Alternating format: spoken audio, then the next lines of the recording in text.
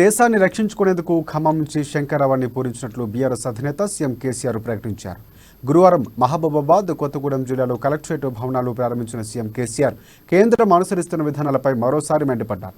దేశాన్ని ఎలాంటి అక్రమార్గంలో పెట్టే దుష్ట పన్నాగాలు, అగే దుర్మార్గ ప్రయత్నాలు జరుగుతున్నాయో గ్రామాల్లో చర్చ పెట్టాలన్నారు.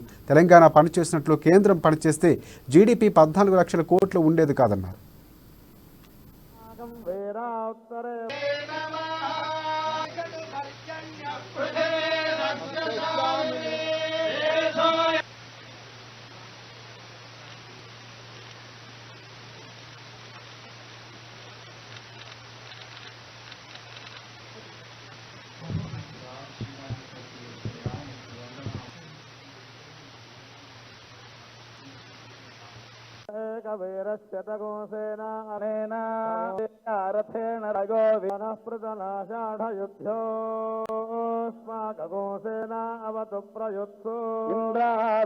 ప్లాంట్లను తెచ్చేస్తే పెరగడానికి రెడీ ఉన్న ప్లాంట్లను రకరకాల వివాదాలు పెట్టి బ్యాడ్ పవర్ పాలసీ వల్ల స్ట్రెస్డ్ అసెట్స్ అని చెప్పి పార్లమెంట్ రిపోర్ట్లు ఇస్తా ఉన్నారు. ఈ దృష్టి ఇట్లే కొనసాగన్నా ఇలా ఒక్క తెలంగాణలో తప్ప యావత్తు భారతదేశంలో ఏ ఒక్క రాష్ట్రంలో కూడా ప్రధానమంత్రి గారి రాష్ట్రంతో సహా 24 గంటల కరెంట్ ఇచ్చే పరిస్థితి లేదు. మంచినీళ్ళు ఇయ్యరు, కరెంట్ ఇయ్యరు, సాగునీళ్ళు ఇయ్యరు, ఉద్యోగాలు ఇయ్యరు. మరి ఏమిస్తారని నాకు అర్థం కాదు. ఉపన్యాసాలు వినన్నా ఎన్ని రోజులు వినాలా?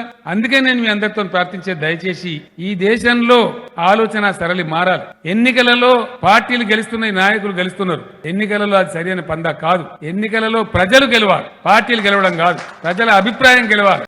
ఎన్నికల తదనంతరం ప్రజలకిచ్చిన వాగ్దానం తూచా తప్పకుండా నెరవేర్చాలి. లేకపోతే నిలబెట్టి నిలదీసేటువంటి నిజమైన పరిపూర్ణమైన ప్రజాస్వామ్య ప్రక్రియ రానంత వరకు ఈ దేశంలో ఇదే ఉపన్యాసాలు, ఇదే సొల్లు పురాణాలు, ఇదే కాలక్షేపాలు, ఇవే చూస్తాం తప్ప న్యాయం జరగదు. అందువల్ల నేను మీ అందరితో ప్రార్థించేది ఒకటే మాట, మీరంతా విజ్ఞులు, చైతన్యవంతమైన గడ్డ ఈ గడ్డ. కాబట్టి నేను మీ అందరితో కోరే, దయచేసి రాబోయే రోజులలో ఈ దేశాన్ని మనం అందరం కూడా బాగా రక్షించుకోవాలంటే తెలంగాణలో మేధావులు ఎక్కున్నారు కాబట్టి, తెలంగాణ పోరాట పందా ఉన్న గడ్డ కాబట్టి, పోరాట రక్తం ఉన్న పౌరుషం ఉన్న గడ్డ కాబట్టి ఇక్కడి నుంచే విజ్ఞాన వీచికలు భారతదేశం అంతా కూడా ప్రసారం కావాలి. అందులో భాగంగానే చాలా మంది ముఖ్యమంత్రులు, చాలా మంది పెద్దలు 18వ తేదీన ఖమ్మం కూడా రాబోతా ఉన్నాం.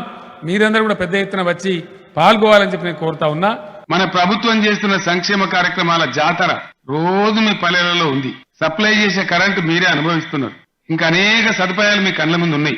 కాలువలలో నీళ్లు వచ్చి కొన్ని బోర్లు వాటంతటవే కక్కుతున్నాయి, మీది కక్కుతున్నాయి నీళ్లు. ఒకప్పుడు 600 ఫీట్లు, 700 ఫీట్లు, 500 ఫీట్లు అయితే నీళ్లు దొరకని పరిస్థితులలో ఈ రోజు పైపులు మీ గడ్డకు పెట్టే పరిస్థితి కొన్ని బోర్లలో వస్తా ఉంది. ఆ విధంగా చాలా చక్కగా పంటలు కూడా పండించుకుంటా ఉన్నాం. చాలా సంతోషంగా ఉంది, మంచి సంతోషం. నేను ఒక్కటే మాట మీతో మనవి చేస్తా ఉన్నా, మనం బాగున్నంత మాత్రాన కాదు, మన చుట్టూ ఏం జరుగుతుందో కూడా మనకు ఆలోచన ఉండాలి. రిక్వెస్ట్ మీ అందరితో కూడా నేను చేసేది ఏంటంటే, మన కాడికి మనమే ఆలోచించుకోవడం కాదు. ఒకటే ఒక మాట నేను మీకు మనవి చేస్తా ఉన్నా, కేంద్రంలో ఉన్నటువంటి